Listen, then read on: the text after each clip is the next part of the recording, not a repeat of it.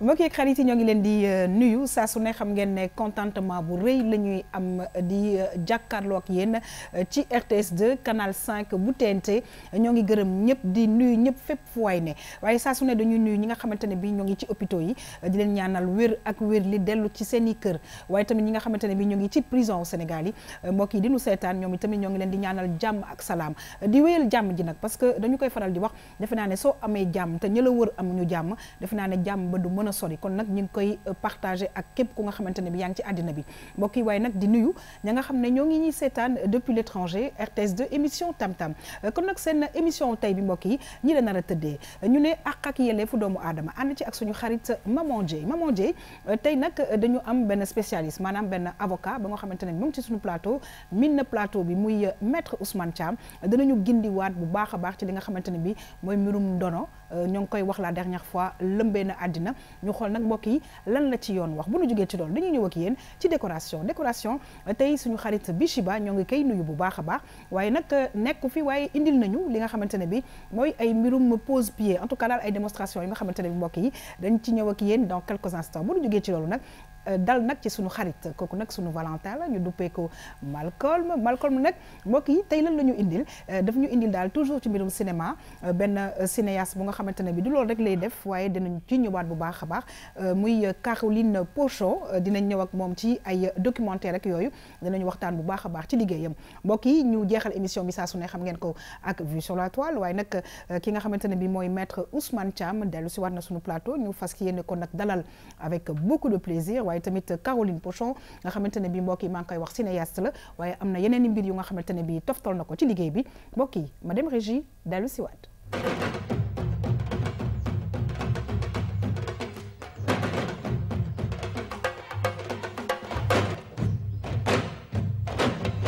dañuy kontaan nag mbokk yi saa su ne di feggo avec la belle Maman Dieye parce que nag maman wax dëgg yàlla la mu ñuy indi dafay am solo parce que saa su ne dafa am ay nit yu nga xamante ne bi maman ñoo ngi lay sollicité ñëw ba RTS 2 di fàttali mbokk yi ne ñu ngi en face Sorano indi la seen ay problème ñu ni tamit ñu am ay partenaires yoo xamante ne bi ñoo ngi leen di sant di leen di gërëm muy waa AGS waaye tamit association des jeunes avocats bi nga xamante ne bi maître Ousmane Thiam ca la ne nekk ci suñu plateau maman ñu fas yéene nag gindi suñu xarit yi parce que wax dëgg yàlla li nga xamante ne mooy mbirum nono maman dafa lëmbe àddina sonal ñu bëri tey nag ñu am maître Thiam si suñu plateau en tout cas ñi ngi lay nuyu di la dalal jàmm bu baax a baax c'est toujours un plaisir de te recevoir. Plaisir bi c'est partagé yaa xam te xam nga jigéen boox la ñun ñoo waxoon téléspectateurs yi dinañu dellu si waat ci nono daal di fi dalal ki nga xamante ni le mooy suñu juriste pour mu wax ñu naka la ci yoon wax lan la yoon tëral ci wàllum dono moo tax tey ñu revenir aat ci bëgg ci waxtaan ak ñoom pour jox leen information yu gën a leer képp koo xamante ni leen nii sa waajur wala koo bokkal génn àdduna nga xam nan nga koy doonee ak lan la yoon may ak lan la yoon xañ donc kontaan nañu lool ci feggoo kook yow jërëjëf merci beaucoup Maman Dieye waaye tamit mbokk yi di am mbégte saa su ne di feggoo ak suñu xarit Malcolm nag vraiment di xuus bu baax a baax ci cinéma bi dañuy ciy kontaan parce que saa su ne boo ñëwee la nga ñuy indil daf ñuy amal njëriñ ñu ngi lay nuyu di la dalal jàmm c'est toujours un énorme plaisir de te recevoir. Moi aussi c'est un énorme plaisir de te voir chaque instant saa mu ñëw plateau donc di fay sa nuyu du ma ci sori ndax nuyu nga Sénégal àdduna wërngal këpp liñ ci dolli rek mooy ñi nga xam ne safoo nañ di ñu dimbali ak ñu toog ci plateau bi ñu jàpp ci liggéey bi ñu ngi leen di nuyu indi nañ tey artiste man mën naa ko sax wooye artiste suñu benn cinéaste bu tudd Caroline dinañ gën a waxtaan ci moom bu ñu noppee waaye xam naa ni àq ak yelleef bi ni ko gars yi di xaaree man mi sax yaakamti naa ko très très bien justement yaa ngi wax àq ak yelleef ki nga xamante ne bii nar nañu gindi muy maître Ousmane Thiam maître Thiam maa ngi lay nuyu c'est un plaisir nga ñëwaat ci plateau bi maa ngi koy wax sànq suñu ay partenaires lañu ngeen ñu ngi kontaan bu baax a baax ci association des jeunes avocats ñi nga xamante ne bi duñu fàtte di ko wax dañuy dimbali képp ku nga xamante ne bi yaa nekk jigéen te nag ñu nekk nag ci tribunal bu mag bi Dakar ñoo ngi lay nuyu di la dalal jàmm. waaw maa ngi lay fay yaa xam di nuyu maman ak ñi ma bokkal plateau bi. donc di wax ni le plaisir est toujours partagé di ñëw fii. et puis ci suñu mission la également di gindi nit ñi. parce que avocat. du contentieux rek lay gérer am na rôle conseil également. tout à fait donc loolu moo tax bu ñu ci woowee aussi ñu apporter suñu contribution. alors ci biir contribution conseiller boobu ci mbirum ndono tamit am na ci solo lool. oui bien sûr xam nga Sénégal li ñuy doyee avocat parfois dañuy bàyyi ba daay gi lakk ba pare ñu doog a ñëw ni avocat fayal ma ko mais li gën a am solo mooy balaa nooy def ba loolu du am ba daay gi du am c'est ça qui est plus important et les pays européens ñoom culture boobu la ñuy am lu ñuy bëgg a def dem ci avocat ni ko defal ma ni mais fii dañuy bàyyi ba affaire yi ni këtt ni jonn rek ñu ñëw ci loolu mooy daal la ñu tàmm rek ñun xam nga laata ngay dem ca docteur sax da ngay bàyyi ba feebar alors que woon nga ko consulter avant loolu tamit ci avocat yi defe naa daf ciy am solo ci lay gën a am solo parce que prévention la c'est-à-dire lii tax doo àgg tribunal buñ la ko defalee fegal la ko wala wan la yoon bi nga xam si boo ci jaaree doo am benn problème tribunal du ci dikk wala bu ci tribunal dikkee yow doo am difficulté pour mën a reconnaître sa droit. très très bien loolu defe naa moo ci gën a am solo. te moo am solo loolu mbokk yi xam naa ne dinañu am ay buñ ma mayee leeral aussi ma profité yaa ngi doon wax AGS léegi dafa am maître Nafissatou Diouf ki doon première présidente AGS. waaw moom jëkkëram dafa génn àdduna mais ku sonnoon la ci affaire jigéen ñi. affaire jigéen ñi kon nag dañuy profité di ko jaale. très mooy bien monsieur Mouhamadou Mbodj moo doon d'accord jëkkëram. d'accord ñu ngi koy dañuy profité di ko jaale. parce que bien ku sonn la ci affaire succession ak mariage affaire d'accord moom loolu mooy kii woon. d'accord au nom de la RTS voilà aussi ñu ngi koy jaale bu baax a baax voilà. mbokk yi ñuy présenté nag suñu beneen invité muy Caroline Pochon Caroline nag xam naa ne mbokk yi dinañu de temps en temps def traduction ñun ñëpp ci plateau bi Caroline maa ngi lay nuyu di la dalal jàmm bu baax a baax Caroline maa ngi ci jàmm. Wow, Djamarek, je suis très contente d'être parmi vous. Très bien. Merci et qu'on m'invite pour parler de mon travail, c'est formidable. Très très bien mbokk yi nag xam naa ne parce que sénégalais yu bëri wax dëgg yàlla comme nag nasaraan si ñoo ñu colonisé ñu ci bëri xaw nañoo di fort tuuti. quoique nag ba ca kanamee xam naa ne bu ñu xuusee dinañ def traduction bi ñu ngi lay dalal jàmm bu baax a baax di kontaan ci sa teewaay mbokk yi ñëw ak yéen nag ci àq ak yelleefu doomu aadama maman promettroon na leen ko. léegi dañuy seetaat li nga xamante ne moom mooy témoignage boobu de mbokk yi dellu si nag mën na nag poser ay questions pour que ki fi ñëwoon gindiku ñu dem xool témoignage bi dellu si waat.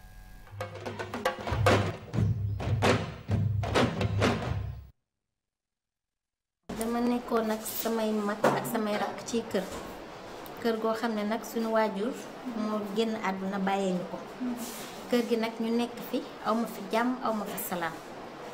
xeexoo guddi ak bëccëg fu ne dugg nañ fa ku ne wax nañ ku ne seeti nañ waaye solution amu ci imaam sax woowoon nañ ko pour ñu def miraas bi ak suñu ndijaay yi ñu ñëw def miraas bi ku ne ñu jox la sa wàll waaye ba loolu weesoo lañ ma fa cëralee woon dañ ko fuqati ci man sama mag sonal ma torop tongal ma fu ma jublu rek mu ne ma du foofu ku ne it wóolu naa ko walla waaye dara sottiwut ma demoon nag ba sës demoon naa sa ba bëgg a génn kër gi waaye aw ma fu ma jëm te man ak ñoom ñoo bokk ci kër gi ñoo ci bokk ma seetaanoon émission bi nag gis ndigle yi ñu ciy joxe ak wallu gi ñu ciy wallu doomu aadama yi doxal naa ñëw jooytu sama problème bi ndax dañ ma ne su ma mbir mi kat bañ jógee ci mbiru imaam ba dañu waroon dem ca yoon te ñun demuñu woon yoon ba ñu séddalee ca lañ ca yem waaye imaam ba ko defoon sax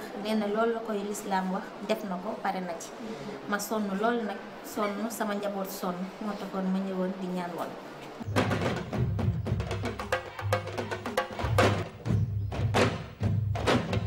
waaw maman ñi nga xamante ne bi safoon nañ di seetaan tam-tam yaakaar naa ne gisoon nañu li nga xamante ne bi moom mooy témoignage u ndaw Sile defe naa nag tey dañuy dem directement ak maître Ousmane Thiam pour xool naka la ñu ko mën a jàppale ci wàllu yoon. ndax moom sax mi ngi doon taaxirlu tontu yi ndax dafa bëgg a xam naka la war a mën a def ndax dafa war a bàyyi kër googu génn bàyyi kook magam yooyu wala dafay toog histoire bi di continuer mais avant tout dañuy laajte maître comme moom bi affaire bi amee dafa waroon a ñëw ci yoon. ñëw fa ba coow li tollu na fii moom naka la war a def. waaw déglu naa témoignage bi mais xam nga sax succession am na yoo xam ne mën na bañ a agsi sax tribunal. comme ni mu ko waxee fii wala. mën nañ ko def ci de façon religieuse li mu wax imam bi def na ko noonu mais boo bëggee lu gën a wóor mooy PV bi ñuy def foofu ci imam bi bu ngeen ñëwee da ngeen koy homologué li ñuy wax tribunal mooy tribunal indi ko ni lii lañ d'accord mu def ci ay tampon affaire yooyu wane ni lii lañ d'accord bu boobaa kenn dootu ko nangoo weddi maintenant nag moom nee na ñoom defuñu loolu li ko loi may mooy bu ko neexee mu ñëw tribunal demander lu ñuy wax succession de droit commun mooy li fi loi teg maanaam day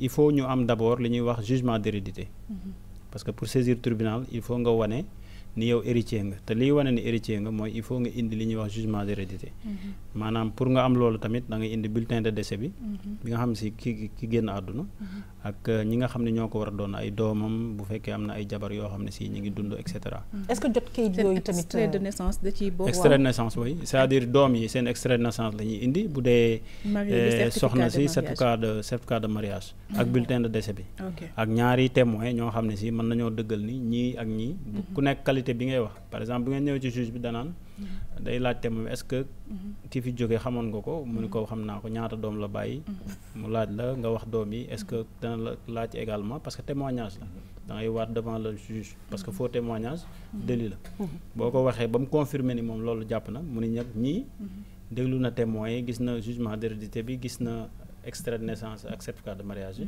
maintenant ñii ñoom ñoo héritiers yi. kon juge bi du envoyé huissier foofu pour que mu vérifier ndax li ñuy wax dëgg la témoin rek. non ñaari témoin rek ok parce que boo ñëwee témoin mooy ki nga xam ne si dafa gis wala mu dégg. mais boo ñëwee dañ lay waatloo. d'accord nga wax dëgg. rien que la vérité toute la vérité comme li ñuy wax. doo ci dindi doo ci wàññi doo ci yokk. léegi nag boo ko waxee ba pare moom loi bi may na ko mu jël li ñuy wax jugement daal ni ñii ñoo koy hérité. d'accord avec ce jugement là nag boo ko amee.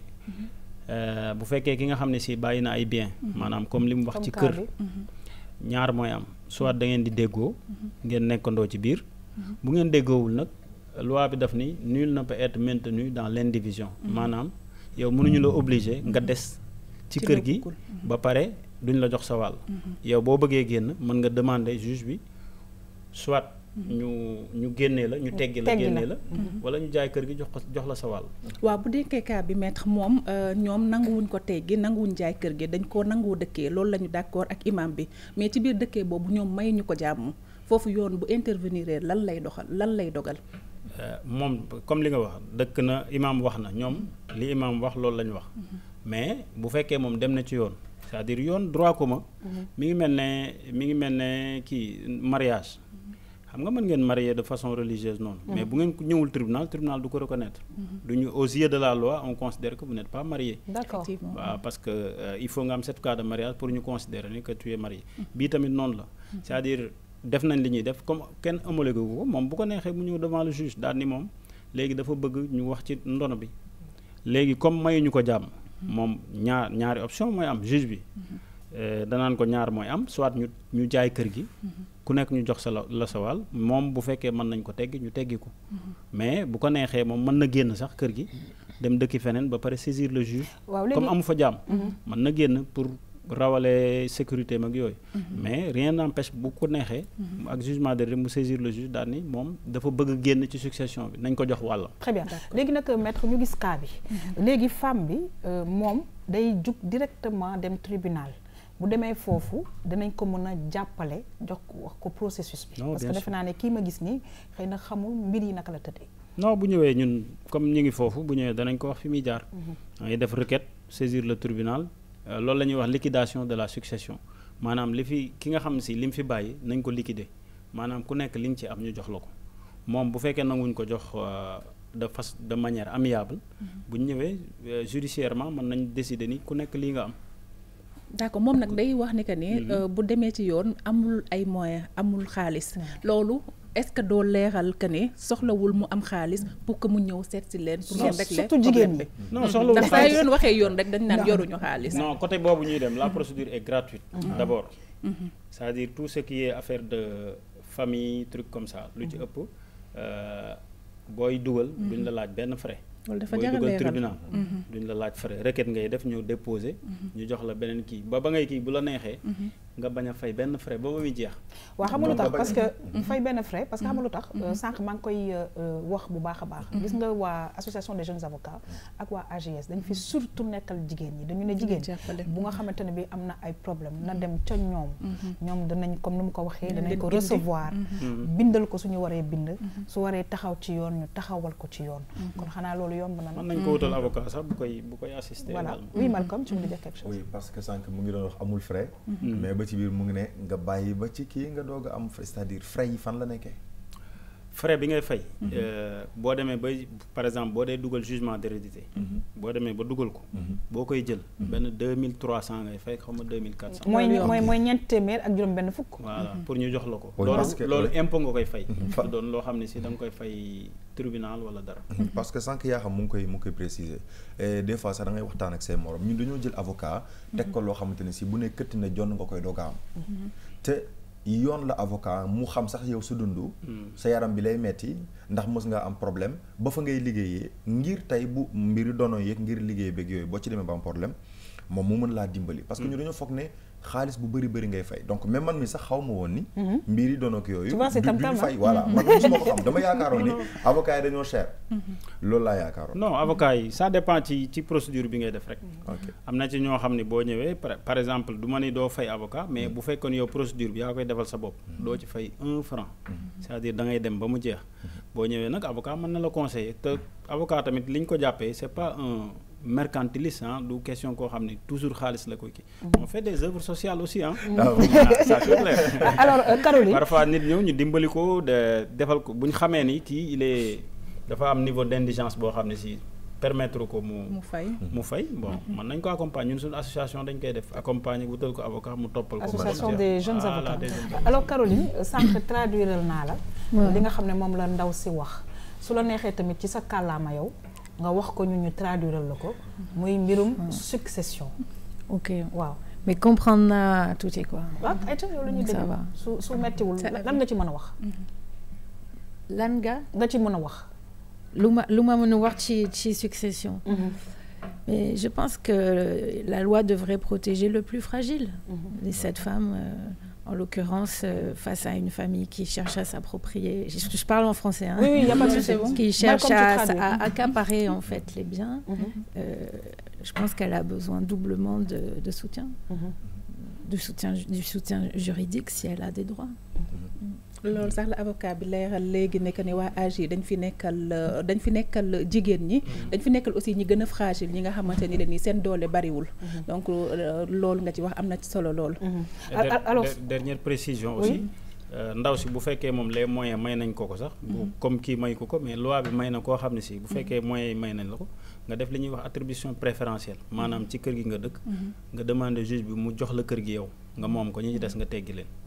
waaw et surtout nag sànq moom moo ngi koy wax ne que la partie la plus fragile c'est bien vrai mais ñu fàttali encore une fois parce que à chaque fois dañuy wax suñu ay mbiru partenaires yi ñu am dafa am lu ñuy wéyalee waa AGS non seulement dinañ la accompagner conseiller la mais une prise en charge psychologique aussi daf ciy bokk et je pense que tout ça c'est important à chaque fois ñu koy souligner parce que am nañu ay boutiques de droit yoo xam ne ñi ngi Médina ñi ngi dem ba ay Ziguinchor ñi ngi dem ba ay Mbour prise en charge yu bëri bu ñu demee nag ba nga xamante ne bi jar nañu récupérer la pour am fu ñu la def loolu tamit y a des possibilités.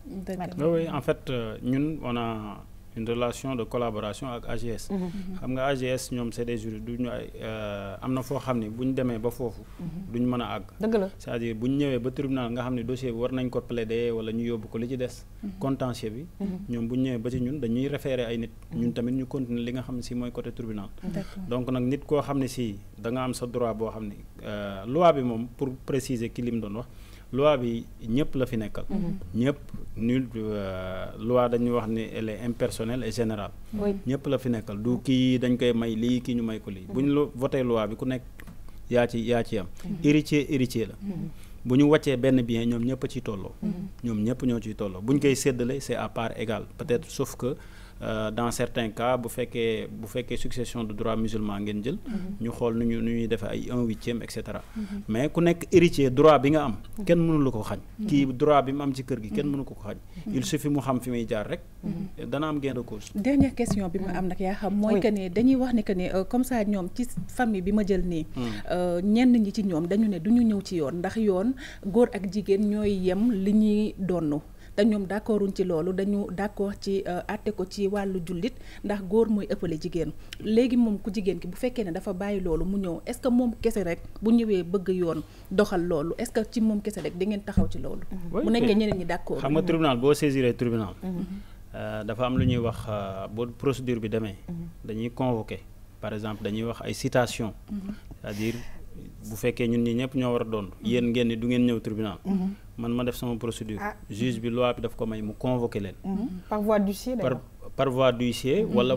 juge bi sax du dem ci huissier mais dafa am ku ñuy wax agent d'exécution bu nekk tribunal kooku lay jox dossier bi ni ko convoquer leen bu ñu la convoqué boo ñëwee non benn yoon rek benn yoon da lay agent d'exécution bi day ñëw ba sa kër jox la nga décharger ni la kii bi nu mu tuddati convoqué nañ la kii boo bëggul loi bi def na yeneen procédure ñu yóbbu ko mairie wala quelque chose comme ça mu ñëw loolu bu nekkee ci dossier bi juge bi day considérer yéen bëgguleen a ñëw après moom li ko loi may mu juger d'accord kon kenn mënul échapper ci yoon alors kon liñ ci mën a tënk daal ci vraiment li nga xamante ne bi am nañ ko ci tey mooy que ndaw si am na droit dem ca tribunal te bu fa yeggee danañ ko saafara ña nga xamante ne bi ñoo ngi ca kër ga buggunu peut-être dem tribunal loi daf lay forcer nga wuy si ko parce que yoon lañu wax waaw xam nga li ñuy wax le tribunal n'est à la disposition de personne nit ñi ñoo nekk disposition tribunal bu ñu la woowee da ngaa war a ñëw boo ñëwul loi bi teg na loo xam ne si dana passer outre ñu juger ko te bu ñu ko juger danañ la ko signifier bu ñu la ko signifier am na délai bu ñu la jox pour nga contester mais booy contester da nga ñëwaat tribunal yow boo bëggee contester boo contesté wul nag dañuy considérer décision boobu c'est acquis léegi mënatoo ci dara après nag le tribunal dafay désigner lu ñuy wax soit un séquestre day désigner d'abord pour évaluer kër gi benn expert immobilier mun kër gi par exemple 20 millions lay jar bu fekkee 5 ngeen ku nekk 4 millions ngay am léegi nag bu ngeen ñëwee juge bi ne léegi ku nekk 4 millions laa lay jox bu fekkee am na koo xam ne bëgg na teggi ñi ci des di jël kër gi ku nekk mu jox la sa 4 millions mun nga jël bu fekkee attribution préférentielle lay def dañ lay may moitié bi ngay fay léegi ban cas la ñuy cas boobu di ngeen ci def séquestre nga expliquer parce que ñun xam nañ ko xëy na waaye téléspectateurs yi ñuy seetaan xëy na xamuñu mooy lan xam nga séquestre mooy par exemple bu fi wàccee d'habitude ay kii yu bëri par exemple mu wàcc fi exploitation agricole wala mu wàcc fi école boo xam ne dañ koy exploiter te héritiers yi jubóo wuñ pour gérer ko loi bi daf ni juge bi mën na jël koo xam ne quelqu'un d'indépendant mu teg ko foofu muy gérer les biens ba succession bi di jeex kooku nag il ne rencontre qu'au juge te diggante bi bu fekkee am na ko xam nga loi bi ni mu ko defee sax mooy séquestre bu ñu ko disi mooy gérer biens yi administration des biens léegi bu ko administrer yow mi nga xam ne héritier nga boo soxlaa sax da ngay dem ci juge bi loolu la ñuy wax provision juge boo ak séquestre voilà boo par exemple nga am soxla boo xam dafa jàmp te succession bi jeexagul te day génnee xaalis mu ni moom dafa soxla par exemple 2 millions et cetera day dem ci juge bi bind ko ni ko soxla diw laa am truc comme ça expliquer ko juge bi jox autorisation kii bi ni ko jox ko 2 millions mais bu boobaa nag sa part dañ ko ci maanaam daal séquestre yi ñu wóor la non tribunal moo lay kii c'est-à-dire tribunal moo lay désigner te tu es sous la supervision du juge looy def da ngay ñëw rendre ko compte. très bien voilà boo ci defee loo wër te def nag ñu topp la ci yoon ñu teg la ci yoon rek très bien en tout cas maman yaakaar naa ne ki nga xamante ne bi indi woon na problème mu ndono ci RTS2 defe naa ne am na ay leeral yu wóor mooy daal la ñu koy digal mooy bu mu xuloo bu mu xeex parce que dëkk Sénégal dëkku yoon la na dem ca tribunal gisi waa association des jeunes avocats ñoom dinañ ko jël en charge won ko yoon ña nga xam ne ña nga ca kër ga bëgg noo wuyu yoon na mu ko maître Thiam waxee yoon dana leen forcer ñu ñëw wala suñu ñëwul yoon dafay juger te la ñuy juger mooy am alors un dernier message. waaw li ma ciy préciser mooy ñoom comme def nañ ñoom li ñu accepté devant l'imam nañ ko continuer bàyyi kook moom li moom loolu mooy dëgg la li tax loi bi di intervenir foofu mooy problème bi bu fekkee kii ngeen ci imam ba pare nangu leen ko ki dañuy ñëw ci droit commun nag maintenant parce que droit commun moom moo tënk ñëpp d'accord parce que du chrétien du musulman et cetera bu ngeen ñëwee dañ naan droit commun ñëpp la tënk mais bu ngeen di ay musulman mën ngeen def li ngeen def homologue ko mu jeex très bien mais bu fekkee nangu leen ci juboo nag yoon day ñëw très bien ñu fàttali nag mbokk yi ne Sénégal wax dëgg yàlla dëggu yoon la en tout cas ñu ngi lay remercier maman toujours un plaisir di feggoog yow di fàttali nag képp ku nga xamante ne bi am nga ay problème na ñëw seet si la ñu ngi en face Sorano problème bu mu munti doon te laal ci wàllu yoon dinañu indi ay spécialistes yi nga xamante ne bi dinañ leen gindi te comme niñ ko gisee ci image yi sa kanam du feeñ sa dara du feeñ même sa voix sax mën nañ ko flouter ba nga xamante ne bi duñ la xàmmee duñu xàmmee sa baat ba pare nag sa problème mën a faju parce que dinañ indi ay spécialistes yu leen gindi en tout cas ñi ngi sant di gërëm bu baax a baax maître Ousmane Thiam c'est toujours un plaisir di feggoog moom ci plateau bi mbokk yi ñu xuus nag ci émission Tam Tam ñëw ak yéen ci mbirum décoration ànd ci ak sunu xarit Bichiba mbirum pose bi en tout cas daal Bichiba ngi noonu ak ay décoration am ñu dem xool tey lan la ñu indilaat macha allah dem régie dellu si waat.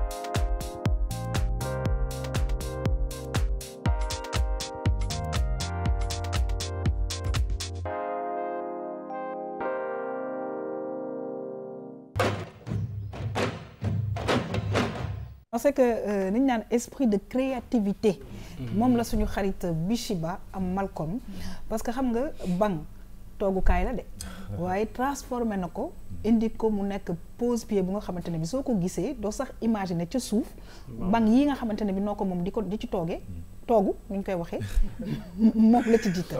am na ñoo xam ne yàlla moo leen may gët. macha allah dañoo mën di gis. loo xamante ne si matagut.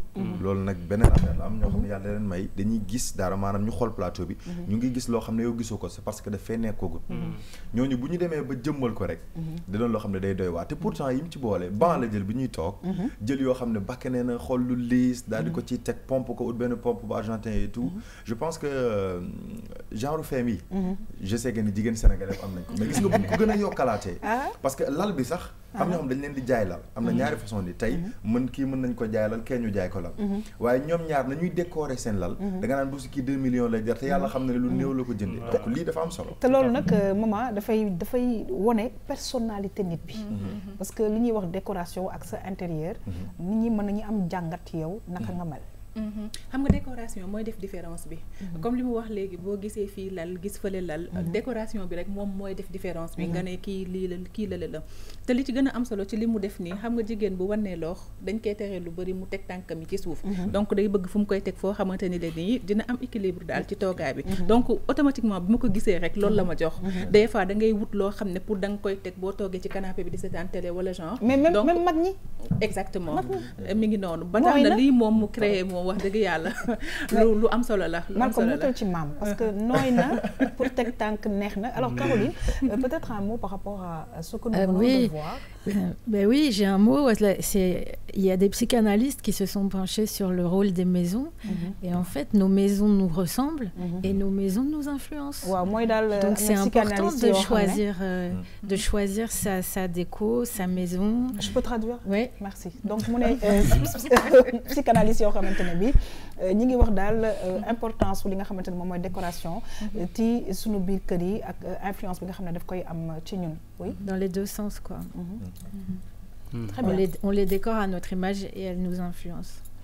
dañ koy décorer ci suñu image waaye ñoom tamit ñi ngi dox duñu influencer si wolof nag xamuma ko alors merci beaucoup Caroline maître Thiam xëy na yow tamit nga am loo ci sànni parce que yaakaar naa ne li tax tamit ñu indi ku nga xamante ne bi spécialiste la loolu mooy liggéeyam Bichiba parce que dafay décorer lépp donc nga xamante ne bi saa su ne mi ngi jox ay astuces yoo xam ne ci suñu biir kër yi jafewul a def moo tax saa su ne ñu koy indil téléspectateur waaw man li ma ci gis mooy c'est à partir de matériaux simples oui. Et puis elle a fait quelque chose de révolutionnaire quoi comme on peut dire cherul te mën nga ci am confort bi nga bëgg donc peut-être boo demoon à l'extérieur mën nañ la jaay boo xam ne si peut-être mooy gën a cher mais bon vous aurez la même sensation bi ngay am ak moom quoi. Absolument. Donc nag li ngay wax esprit de créativité dafa du ñëpp la ko yàlla may comme li muy wax te pourtant bés bu nekk ñun ñu gis ay banc nii truc comme ça man bu ma toogee duñ ko xalaat du ma ci jéem a def lii damay teg sama tànk mu ci nit parce que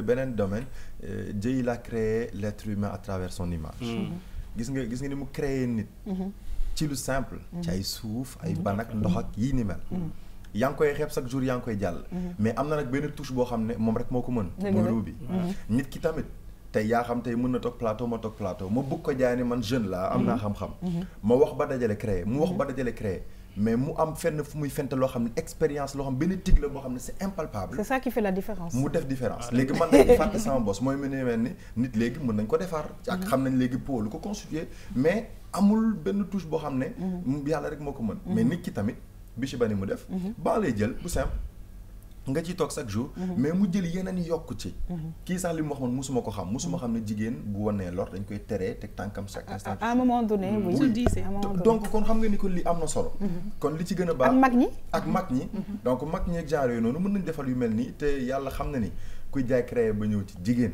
est-ce que doo wàññi waaw léegi sax Bichiba dinaa ko laaj mu defal ma benn banc boo xam ne dama koy def fii comme ça ma gën a mun teg sama tànk yi nii mu gën a baax daal très bien en tout cas ñu ngi kontaan mbokk yi ci suñu xarit Bichiba parce que li ñu naan maa ngi koy sama njëlbeenu wax maa ngi koy wax ñu ne esprit de créativité macha allah te di fàttali nag dafa yore structure am képp koo nga xamante ne bi bëgg nga yu ni mel ak yeneen parce que mi ngi décorer kër yi mi ngi décorer bureau yi mi ngi décorer jardin yi et cetera da ngay jokkoo ak moom parce que nag incha allah yoruma numéro téléphone am fii waaye moom à chaque fois daf koy joxe pour daal nit ñi mën di dem ci moom muy daal partenaire bu nga xamante ne bi am nañ ko kontaan ci moom loolu di ko nuyu di nuyu borom këram et toute sa famille mbokk yi nag ñu xuus ci émission Tam Tam ñëw ak yéen nag ci li nga xamante ne bi moom mooy cinéma ànd ci ak suñu xarit Malcolm mbokk yi ñu dem xool déjà Malcolm lan la ñu indil ci wàllu woowu dellu nag waxtaan ak suñu invité bi nga xamante ne bi ñu ngi ko duppee Caroline Pochon nekk cinéaste waaye tamit écrivain la scénariste la mbokk yi ñu dem dellu si waat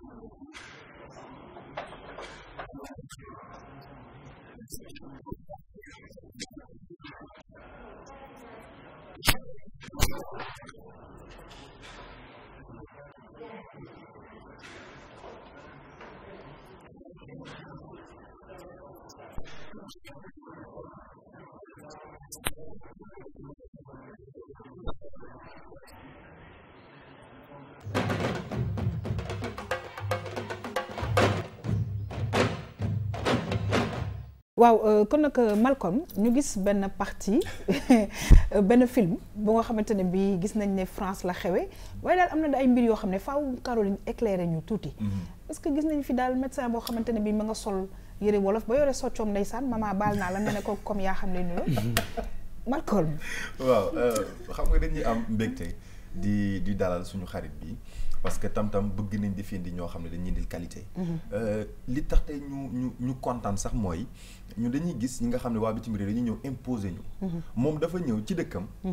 mu jël ay actrices yu fan ak acteurs ñu sol suñuy cosaan. man ci aspect boobu laay waxee. moom nag dina dugg ci aspect cinéma. donc je vais vous laisser la parole et bienvenue donc ñu bàyyi la nga nuyoo je pense que vous parlez un petit peu tout est vrai. D'accord donc et puis présentez votre film aussi.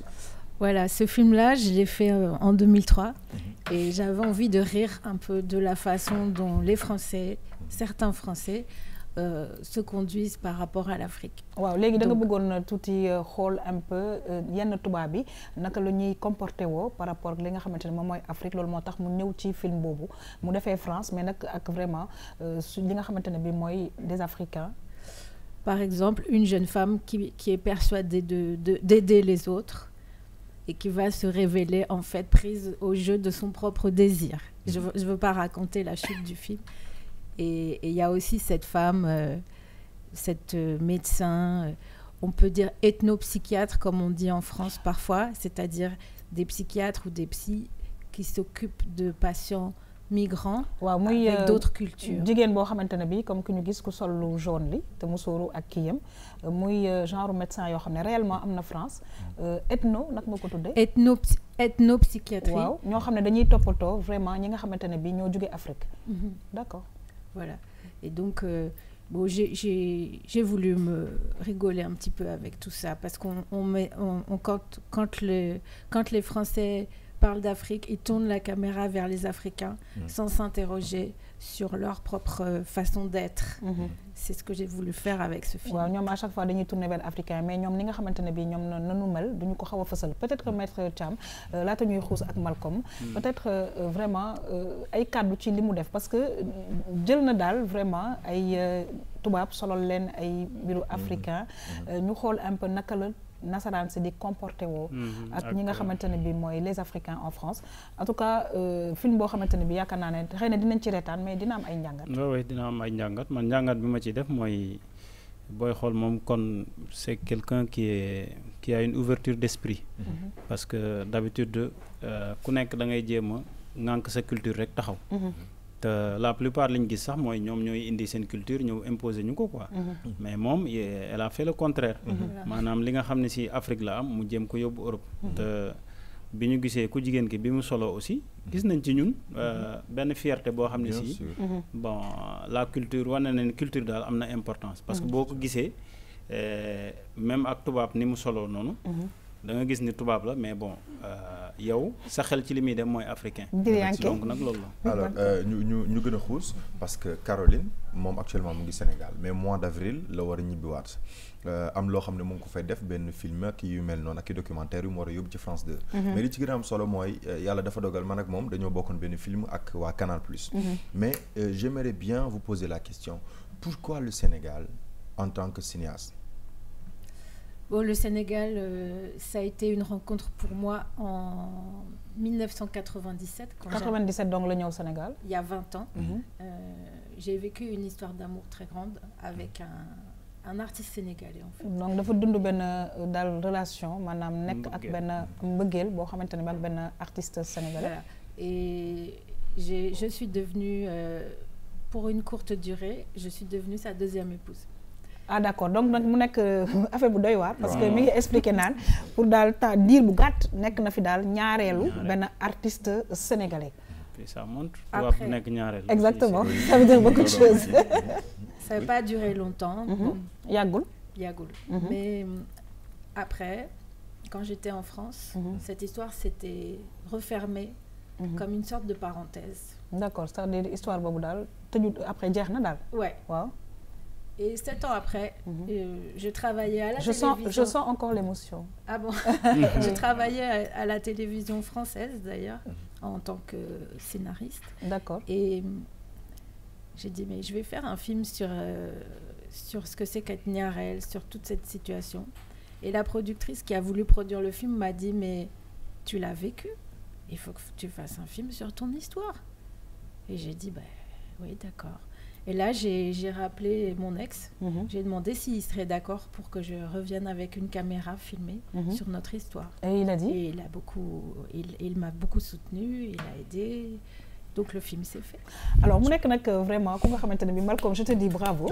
parce que yaa ngi indi koo xamante ne bi moom nekkoon na ñaareel fii ci Sénégal doon sëy ak doomu Sénégal fas yéene nag jël li nga xamante ne bi moom mooy histoire vécue bi def ko benn film vraiment ñu ciy kontaan te di am yaakaar ne peut-être que RTS2 nga xam ne encore plus proche de vous lañu def peut-être qu'on aura l'occasion aussi nous aussi d'avoir ce film pour pouvoir diffuser et partager avec les Sénégalais. Voilà, il a été, j'ai pas pu vous prévenir, il a été montré à l'Institut français vendredi dernier. D'accord. C'est un film qui date de 2005. Ok. Et j'ai écrit aussi un roman autour de ça qui s'appelle Deuxième femme en 2013, qu'on peut trouver à la librairie des 80.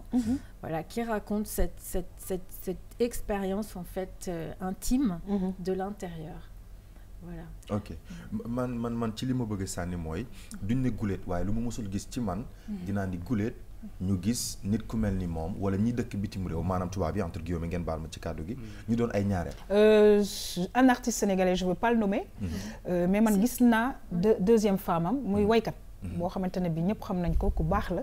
moom gis naa deuxième femme am mu weex taal. D'accord xam nga loolu daanaka par contre c'est la première fois. même man tamit c'est la moi, première fois déjà vu. D'accord xam nga loolu dafa nekk loo xamante ne si nit lépp lu muy def di ko fësal c'est parce que am na lu mu ci dund as tuut moom li tax tey mu bëgg di xaatim di bind yori caméra di fësal documentaire ki film c'est parce que am na lu mu dund léegi nous allons venir sur les projets parce que éventuellement vous avez joué avec Canal+. Oui, c'est bien beau. Mais actuellement, est-ce qu'il y a d'autres projets, c'est-à-dire d'autres films que vous préparez ici au Sénégal? Alors, je viens de terminer un film qui va s'appeler Les Hommes de Billancourt, qui parle de l'usine Renault de Billancourt, Boulogne-Billancourt. Voilà, qui en mai 68 accueillait 38 000 personnes. D'accord. Et en fait, tous les ouvriers, la plupart étaient, comme on dit, issus de l'immigration. Et c'est comment ces ouvriers se sont battus et sont rentrés dans les luttes françaises et ont défendu leurs droits au sein de l'usine. C'est surtout dans l'usine, moi, que je raconte l'histoire. D'accord. Alors, voilà, c'est extraordinaire parce que jusqu'à présent, il y a beaucoup d'Africains qui travaillent justement à Renault et dans ces usines de fabrication de voitures. Parce que des fois, on les voit rentrer, aller dans les bus vraiment en masse pour aller rejoindre. Oui. Et ils ont vécu une épopée extraordinaire dans les années qui ont suivi mai 68 jusqu'à la fermeture en 1992. Et je leur ai donné la parole en fait dans mon film. man yaakaar naa ne lii moo tax ñàkk seetaan tam erreur. non parce que jàngat bi nga ciy jëlee.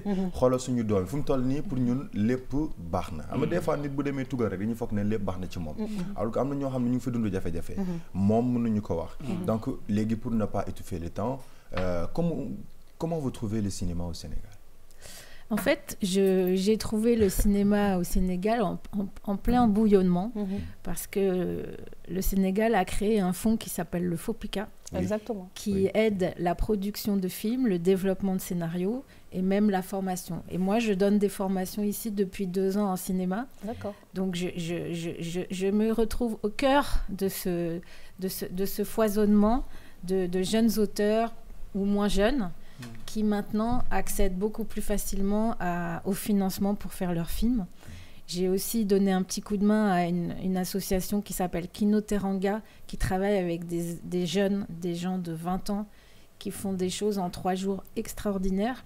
Et je trouve que le cinéma au Sénégal, c'est on a envie de participer à cette aventure, quoi. Tout à fait.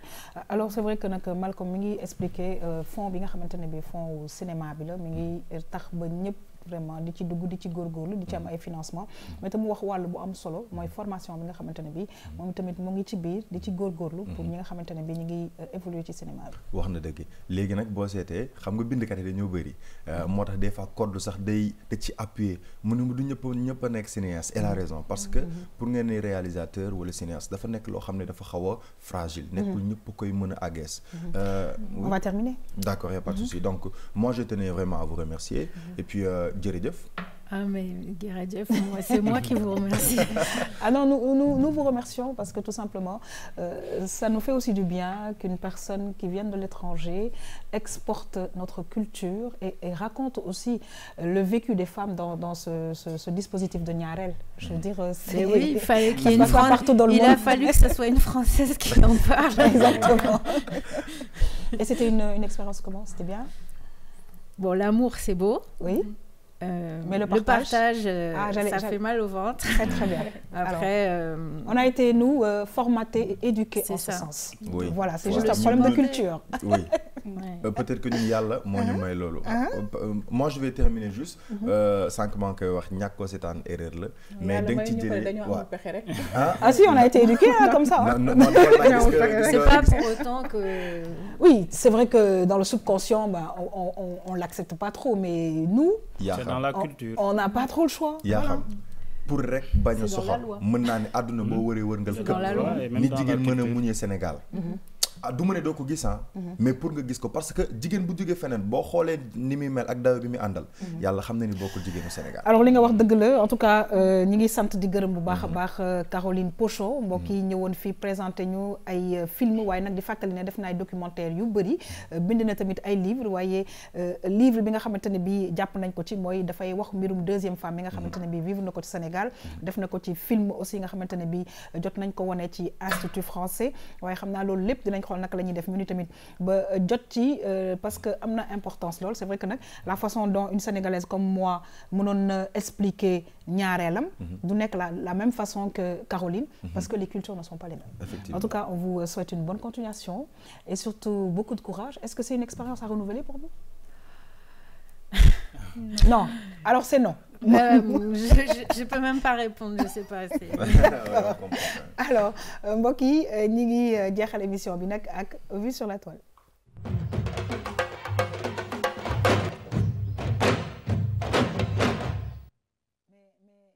Проваливай! Ты не вздумай больше возвращаться! Хватит! Зачем я за тебя замуж вышла? Мерзавец! Мерзавец! Я тебе покажу! Все! Последний раз! Я вижу. В своей жизни твое лицо не видела! Все! Подлец! Какой подлец, а? Все, дорогой! Ты точно запеликался! Все!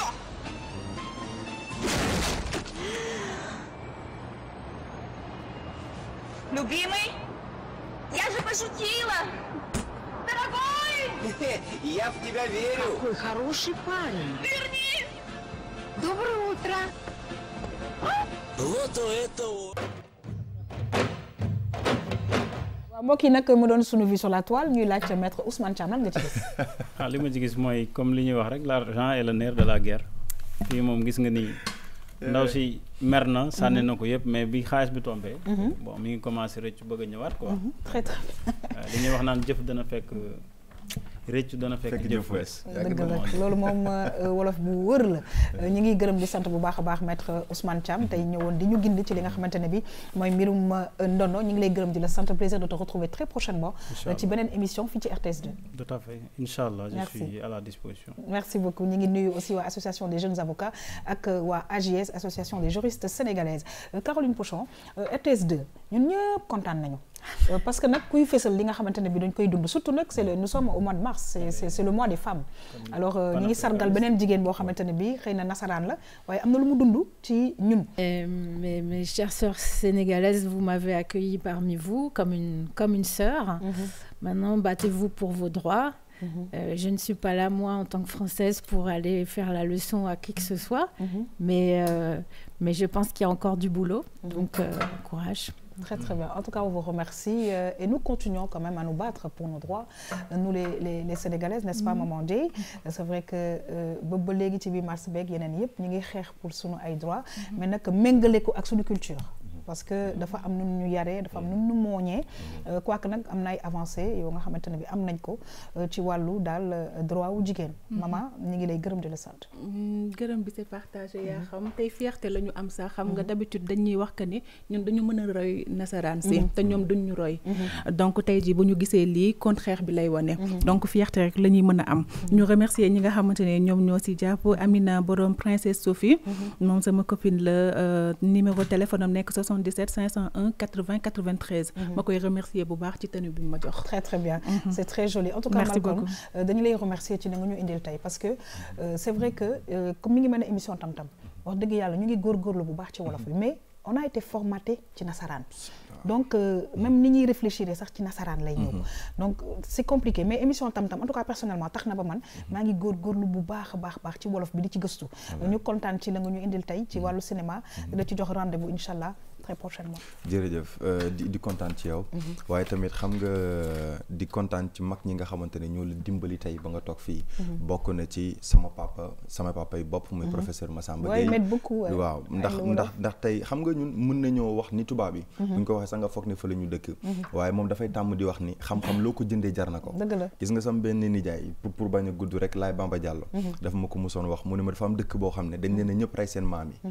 benn xale daal di jël maam ji daal di koy denc. ñëpp di wër buur bi ñu rey maam yi ñëpp buur bi daal di convoqué jeunes yi ne léegi damaa bëgg ngeen tabaxal ma benn palais boo xam ne fondement bi du laal ci kaw du laal ci suuf.